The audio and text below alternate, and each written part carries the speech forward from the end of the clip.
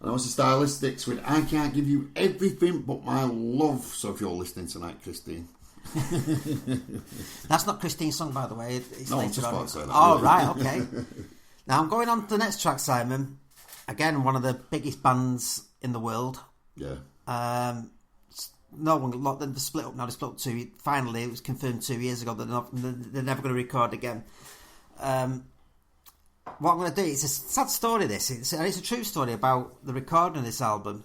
Now, in 1973, Pink Floyd had released an album called Dark Side of the Moon, and it became one of the biggest selling albums of all time. And the follow-up was an album they were writing called Wish You Were Here, and Roger Waters was basing it around a song he'd written called Shine On You Crazy Diamond. And that was about the founding, basically that Pink Floyd were formed in 1965 in Cambridge by the driving force was a guy called Syd Barrett. And Syd, Roger Waters, Nick Mason and Rick Wright they were in the psychedelic scene, and they really were psychedelic. I mean, they were as far psychedelic. Yeah. I mean, they made the Beatles. I mean, the Beatles had nothing on these guys. They were doing the original light shows. And the first album was called Pipers at the Gates of Dawn, which is classed as one of the greatest psychedelic albums of all time. But I think I mentioned this a few weeks ago. Syd had a problem with, he liked to indulge with LSD, and it really did affect him.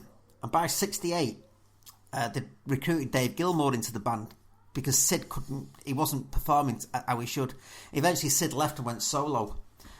So when they were recording this album in 1975, and I think they were actually recording this next track, Syd turned up at Abbey Road Studios, and no one knew who it was because he'd shaved his head. Yeah. And he'd put on a lot of weight, and no one recognised him. And when Roger Waters found out it was Syd, he was heartbroken. And this is the song, I think, that really puts it into into perspective. This is Wish You Were Here by Pink Floyd.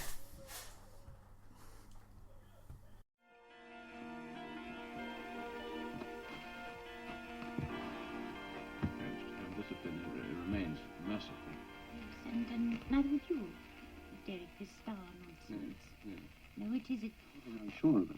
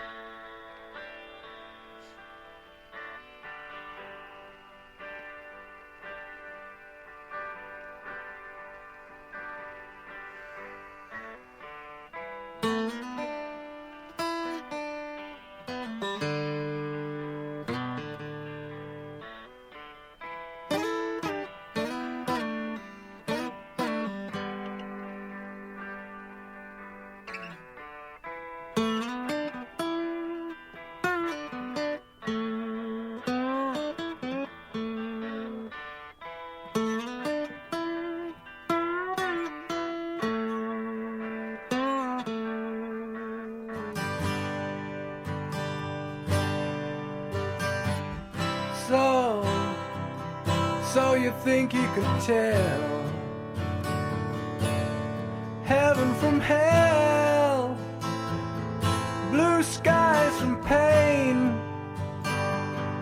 Can you tell a green field from a cold steel rail, a smile from a veil? Do you think you can tell? Did they get you to trade your heroes for ghosts, hot ashes for trees, hot air for a cool breeze, cold comfort for change? Did you exchange a walk-on part in the war for a lead role in a cage?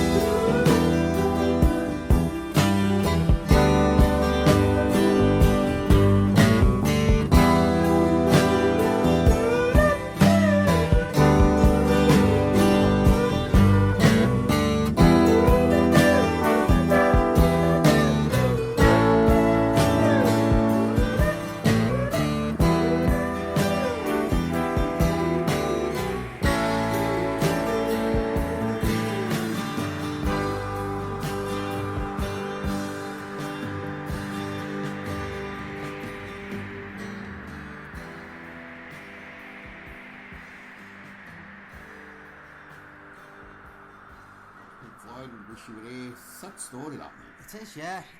Sid died in 2006, I think it was. Yeah. I remember at Live 8, Roger Waters, when they played this there, and Roger said, "This is for Sid." Yeah. You know, and it's Sid goes out. He's like Peter Green, though Peter managed to get over it in the end. Peter Green at Fleetwood Mac. They both were casualties of LSD. Yeah. Nasty stuff if it goes wrong with you. That's all I'm going to say. Yeah, so don't dabble with LSD. You know. Don't take them trips. No, definitely not. Don't condone drug taking on this station. It's not a good thing to do, so if you're taking drugs at the moment, stop it. Thank you. Yeah, So, we're going back now to... I know, that's a government health warning from the sounds insulting.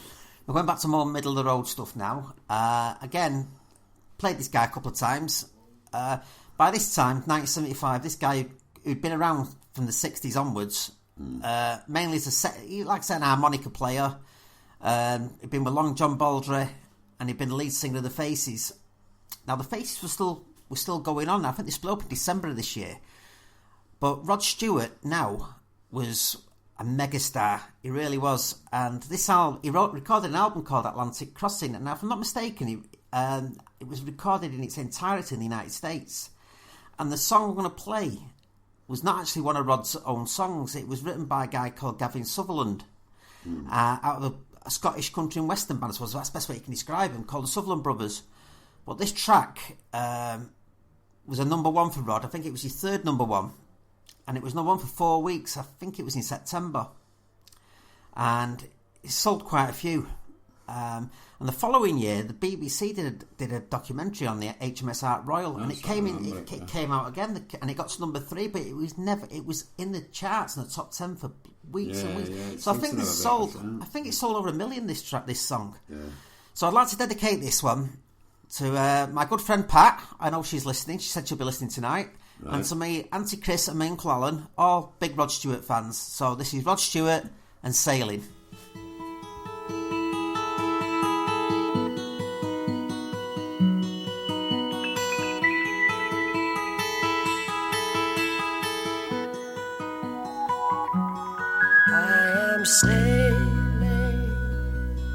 I am sailing home again, across the sea.